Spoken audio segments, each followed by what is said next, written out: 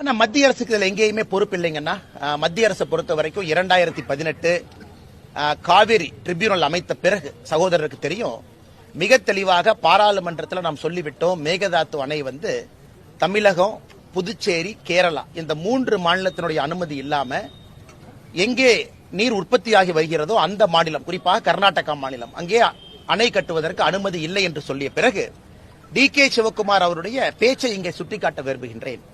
யார் அனுமதி கொடுத்தாலும் கொடுக்காவிட்டாலும் தமிழகத்தினுடைய அனுமதி எப்பொழுதும் தேவையில்லை, அணை கட்டியே தீருவேன் அப்படின்னு டி.கே. சிவக்குமார் சொன்னார். டி.கே. சிவக்குமார் சொன்னார். மத்திய அரசு என்ன சொல்லுச்சு, நீ அணை கட்டணுமா எல்லா மாநிலத்தையும் கலந்து பேசு, அதுல யாராச்சும் ஒருத்தர் அப்செக்ட் பண்ணா கூட அணை கட்ட முடியாது என்று தெல்ல தெளிவாக சொன்ன பிறகு டி.கே. சிவக்குமார் அவர்கள் இதை அரசியல் பிரச்சனையாக இதற்கு எடுத்த பிறகு நான் சொல்வது, தமிழகத்தினுடைய முதலமைச்சர் இதை எதிர்த்து ஒரு குரல் கொடுத்தாரா? இன்னைக்கு டி.கே. சிவக்குமார் சித்தராமையா அவர்களை அழைப்பதற்காக பெங்களூருக்கு இங்கிருந்து மந்திரி அனுப்புறாங்க.